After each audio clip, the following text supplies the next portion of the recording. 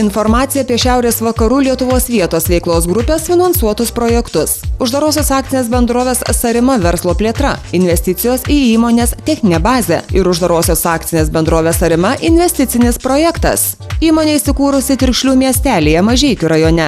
Bendrovės direktorius Rimantas Savickas, sužinojęs internete apie Šiaurės vakarų Lietuvos vietos veiklos grupės veiklą, kreipėsi paramos verslo plėtrai net pagal 2 projektus. Mes kaip įmonė dirbam nuo 2008 metų ir 2012 metais susižinojau internete, kad yra galimybė įmonei gauti paramą ir norėjom pasinaudoti tą galimybę. 2012 metų pradžioj pradėjom įgyvendinti pirmą projektą vietos veiklos grupėje. Įsigijom mini ekskavatorių ir mini krautuvą ir iškart pateikėm naują paraišką sekančiam projektui. Antruoju projektu įsigijom 20 tonų vikšrinį ekskavatorių. Su jie galime efektyviai dirbti, atlikti įvairius aplinkos tvarkymo darbus, atlikti didelius kasimo darbus.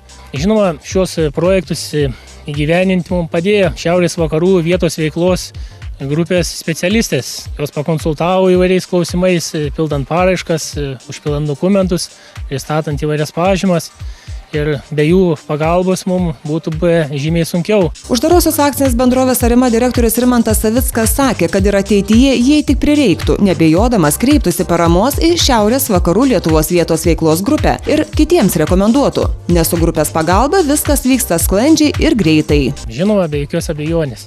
Čia yra realus dalykas ir specialistės vietos veiklos grupės padeda iš tikrųjų ir tikrai, jeigu būtų galimybės dar kartą dalyvauti, dalyvausi.